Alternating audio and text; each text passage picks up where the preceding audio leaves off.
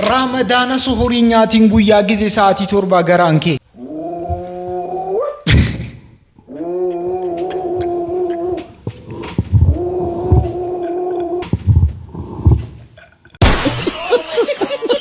Addiidhuma kana garaan keenya waa tokko hin danda'u jechuudha. Kana qofaa miti ijoolleen keenya firootiin keenya tokko immoo an osoon birrii qabaadhee gizii kana keessatti isiniin faxarsiisa isiniin jedhaa jiru oorota. Jara muslimaatiif isiniin faxarsiisa isiniin jedhaa jiru. Sonan birrii qabaadhee jechuudha. Qabu malee sonan birrii qabaadhee namoota sooma qaban ga'ee miti nama shan sooma qabsiisa. Nama shan kama dhugaa jechuudha son birrii qabaadhee qabu malee nama shan jechuudha. Soman qabsiisa jechuudha. Garuu guyyaa tokko nama 500 qabsiisa. I hope dhugaa rabbi nama 500 qabsiisa guyyaa wayii. Nama 500. Meemee kuttola Ramadana guutuunatu si faxarsiisa. Mucaa kana qofa bakka saanaa barbaadaa eessaa kan ta'e qofa naa barbaada. Dhugaa rabbicha anatu faxarsiisa mucaa kana. Anatu faxarsiisa. Okay. Yeroo kana keessatti rakkinni guddaan uumamaa jiru keessaa inni tokko maayinni feestaaliin akka hojiirra hin oolle akka inni dhorkame hundi keenya ni beekna. Namoonni waan itti fayyadaman dhabanii waraqaatii si jedhan irratti fayyadamaa jiru. ይሄ ምንድነው አሁን በእናታችሁ ወደ ኋላ መመለስ እንደ አዲስ ወደ 90ዎቹ 80ዎቹ አረን ነው ዲ ምንድነው አሁን የጋዜጣ እኮ በጣም እኮ እግዚአብሔር ፎኒ ካንሰር ያስይዛል እኮ አስቀያሚ ነገር ነው። ሰው እንዴት ወደ ኋላ ይመለሳል? እኔ ዛሬ ሳልወድ በግዴው ፌስታ ተሸክሜ ፎኒ በጠራራ ፀሐይም ሆነ በዝናብ ይኸው ፌስታ ተሸክሜ እንዳሩ ፎኒ ጌታ ሆይ ድረስ በእውነት በጣም የሚያማርር እስቲ ምንድነው ይሄ አሁን ምንድነው እንዴ ነው የምንበላው? ታው ይሁት አዲኑ መከነ ቆዳ እንዲ በሜ ዲስቲ ፍረቴ ማን ባቱ ማረኮ እና ጀሪኩኒ waan haasa warran beekne feestaaliin dhibamuun isaa rakkina guddaa akka inni fide hundi keenya yoo ni beekna. Assalaamu alaikum warahmatullahi wabarakatuh. Akkam jirtu jarramantii bara jarramantii muslimaa jarramantii kiristaanaa prootestaantii ortodoksii akkam jirtu nagaa keessanii hundinuu nagaa jirra jirtu akkam nagaa fayyaadha. Waan isin dhibbu keessaa immoo bara 3 ta'aa jira yookaan waggoota 3 lakkoofsisaa jira ergi soomni keenya walirra bu'uu jalqabe. Jarri kiristaanaas jarri muslimaas akka jarri wajjin sooman hundi keenya ni beekna. Ati yoo musliman taane ganamaan sooma cabseera jedhiti nyaata nyaadhu. Elaan san dhaga'u. Waan isin qalchi tokko hin jiru. Viidiyoo keenya kana immoo hundi keessanuu laayikii gochuu keessan akka hin dagan. Isee sin laayikii gootan yuutuubiin hin tamachaane achumaan ni naannessa.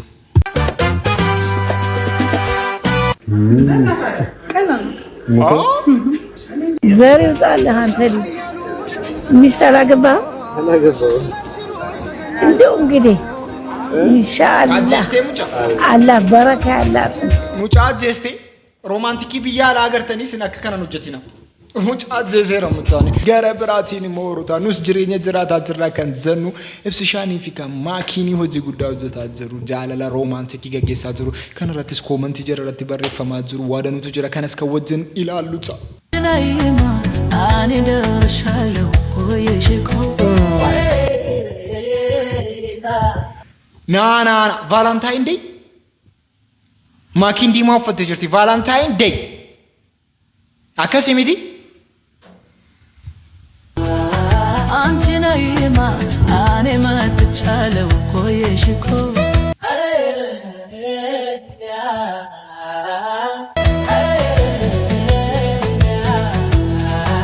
የምናውቃት ቦታ ማኪና ሰረቴ ዋዬ በሬ እንደጅርቲ ወሮታ በቃ ዱጋ ሳሶፍ ነው ማለት ማኪና ሰረቲ it's crazy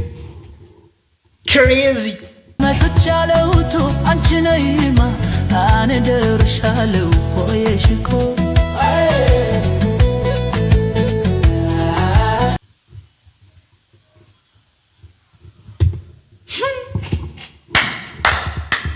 ሆቴል ተቆቆ ባጃ ፍራተን ማለኩን የጃራላ ማንቆፋሚት ማለኩን ሆቴል ከሰገለኒ ነው ማውጅን ተዝናና አጅሩሚት ሆቴል ሊጩፋሜ ቆባጀራ ተዝናና ሆቴል ሊጩፋሜ ወሮታ እሺ ዘማነ ያይኔና አፍቆቱ አንቺ ነይማ አኔ ደርሻለሁ ቆየሽኮ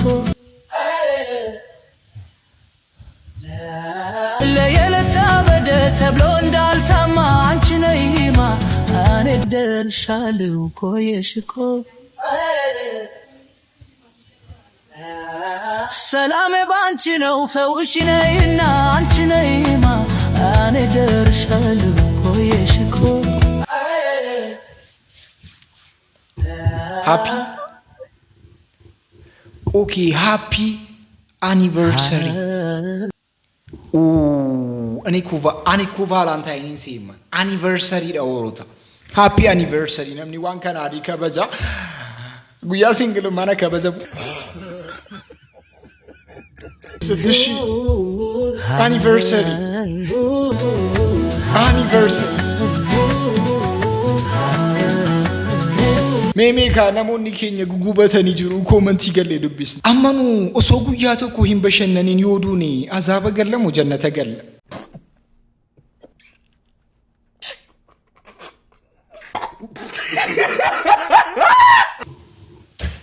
Kun gaaffii koo ture.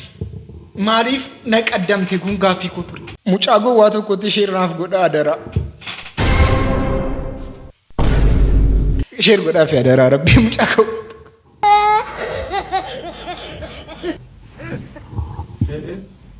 No wallahi jitu ba wanta sa Maal targam? makina limu wallahi makush Maal targam?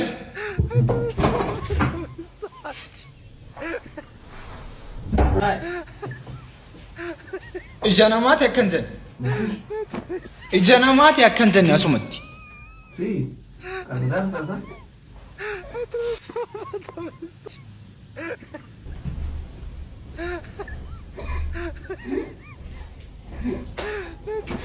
Makush.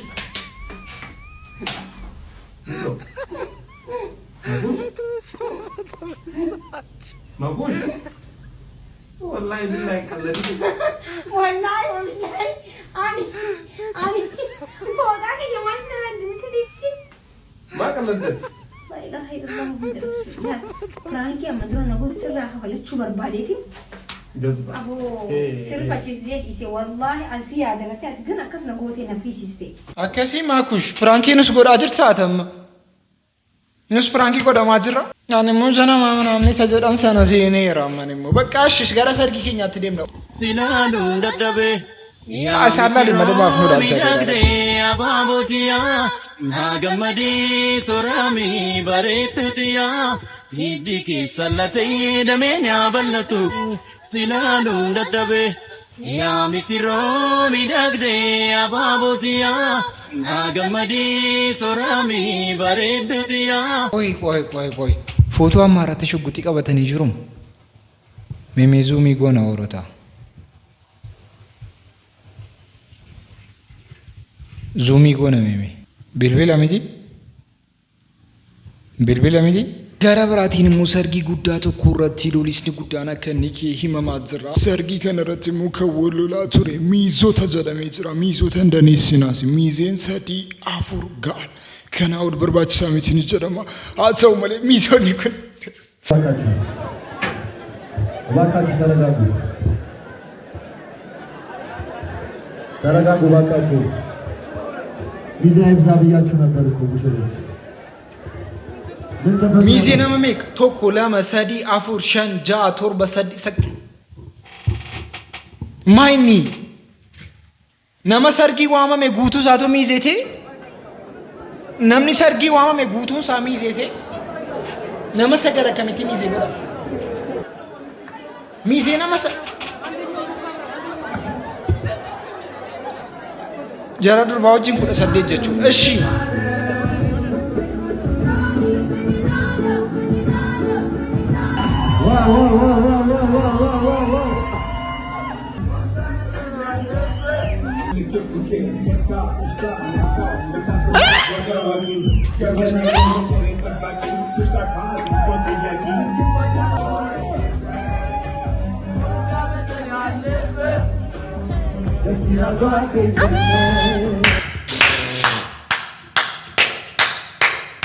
akkasitti sin danda'ama? Sosomanni seenaa jira. Bara ammaa tanan baanu bara wala garuu bartaan hin baanu. Bartanan baanu barri ni ba. Soomana bar guyyaa meeqa guyyaa kan tofee. Bar wala garran je wala garran. Dubbiin yeroo baay'ee qullaadhaan osoo hin ta'in qolaan haasa'ama. Al tokko dubbiin qolaan isiniif agaru. Jarri tokko dubbiin qolaanis ni fagalus. Gara biraatiin immoo Ramadaan akka ga'e hundi keenya yoo beekna. Maammeenis immoo nashiidaan baasee jira. ነሽዳ ያወጣው ሰምታችሁታል? ይሄንን ማኒ ያ ረህማኒ በገድ ንጌሴ ረመዳኒ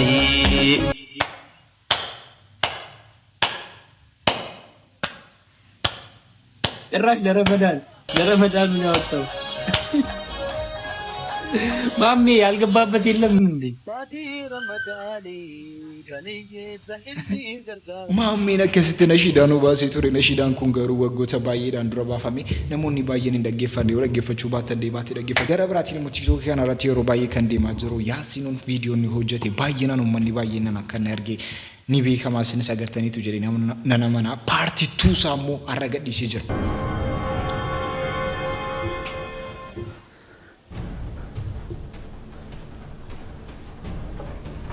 ሰዓት ማርፈድ ካልቀረ ቢያንስ ሸሚዝን ለቅለቅ አድርጋ ትመጣ። በቀደም የገንዘብ መቀጮ ደርሰዋል አይደል? ይሄ ደግሞ የመጨረሻ ማስጠንቀቂያ ነው። አንተ ቢነገር የሳምኩትን እየሞከርኩ ነው። የ5 ዓመት ልጅ አለችኝ። እናቷ በቀደም ነው የሞተችባት። ለሷ ለተለንትቼ ለሊት ምግብ እሰራለሁ፣ ወስጄ በቆያ አደርሳለሁ፣ ስመለስ ሁለት ታክሲ ይዛለሁ። እዚህ ቤት ወጥቼ ደግሞ አምሽቼ እሰራለሁ ብቻዬን። መሰናበቻ እሺ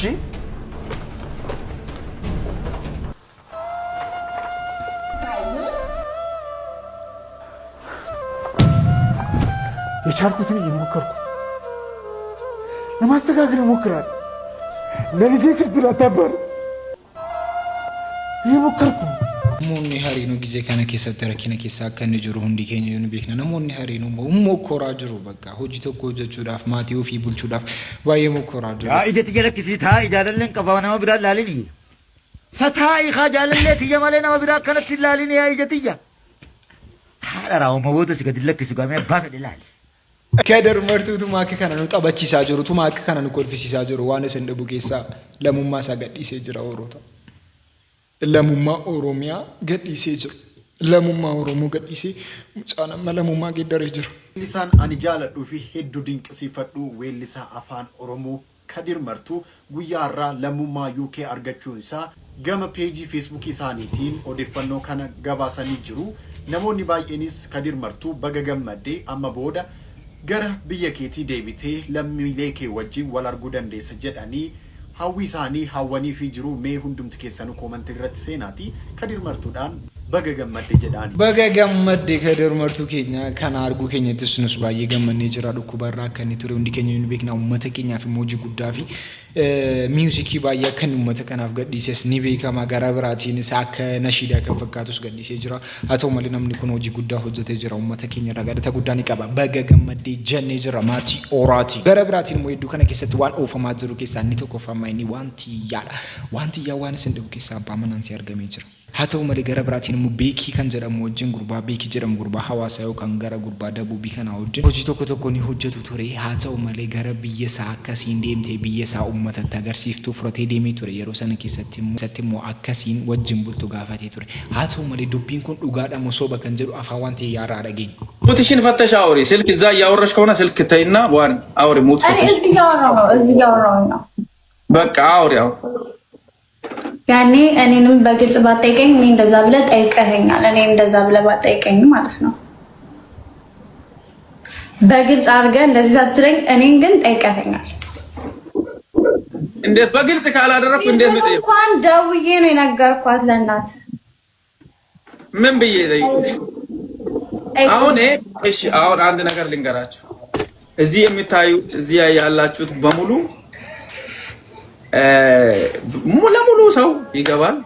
ያላችሁ ሰዎች በገባችሁት ልክ እናንተ እንደገባችሁ ተረዱ። እኔ እንዳልጠይቃትም እንደጠይቃትም እዚህ ጋር ያዘባ እነሱ ማለት ሁለቱም ባሉበት ደግሞ ምንም ሊጠይቃቸው እንዳት ለደቂቃ የት ነው ታዲያ እንደዚህ ብቻ ለብቻ ተቀመጠ? ኢቭን እንኳን እንዴ እኔ እናንተ እኮ ብቻችን ሆነን ነበር እኮ አውርተንም ነበር።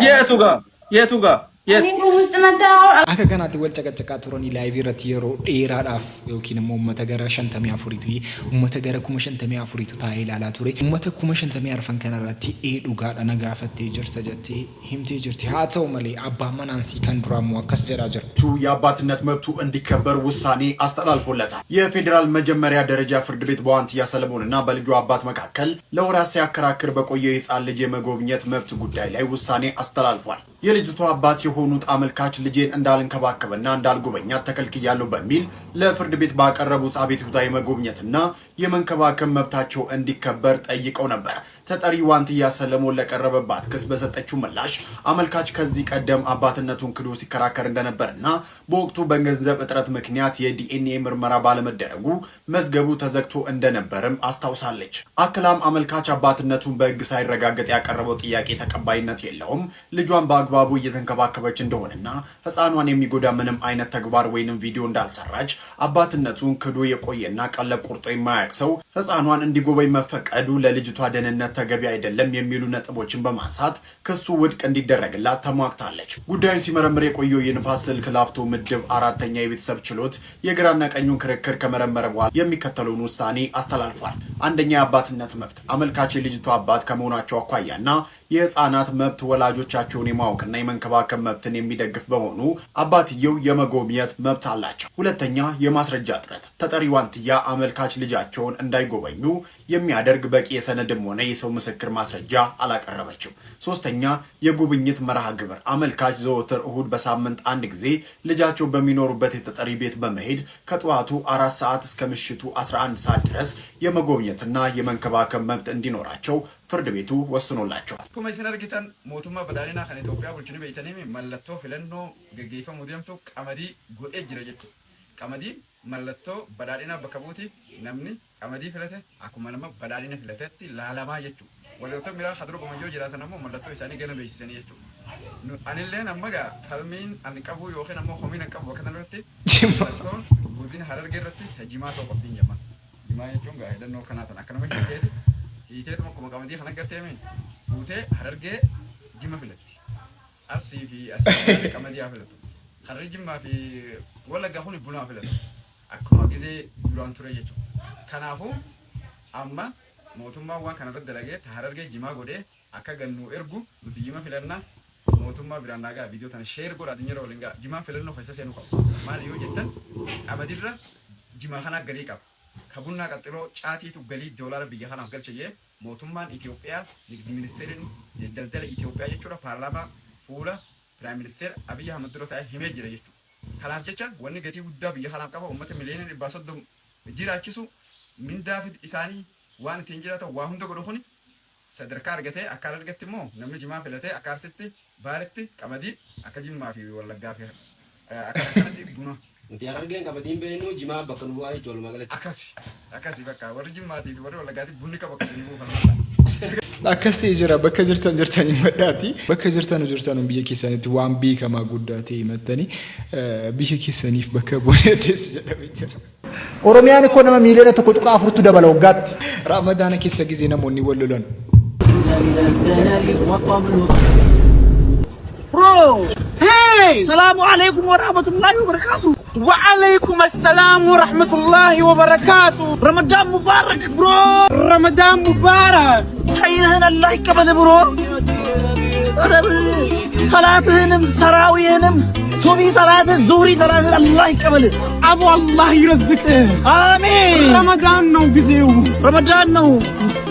سجد. أبو أنت راس سجد. بجزي سجد. أنت راس. خير صدقة صدقة. أنا تراوي يقبل بطاري. akkasitti gisee waldawwallolle baay'ee barbaachisaadha. Boksiin halaalaa tokko hin jiru. Jiraachuu qaba tokkos boksiin halaalaa kaballaan halaalaa ilkaan walirraa buusuun halaalli isaa jiraachuu qaba. Halaalli isaa jiraachuu qaba jedhee nama. Nanqallade. Ramadaan ji'a barakaate Ramadaan gisee wal jaallatan gisee lolli isaa miti warota. Guyyaa 30 keessa ወለሉዳፍ ሚቲ አከከና ጀተኒ ጀወል ከሰላሉ ዳፍዩ ባየ ቢቹላ ሰከታራ ከመ ከን ሰከንታ አብራተም ወርት አኒ አንሱ አቲ ኤኙኒ ኮመንት ጀለስ በረስ ከሰከና ገኒ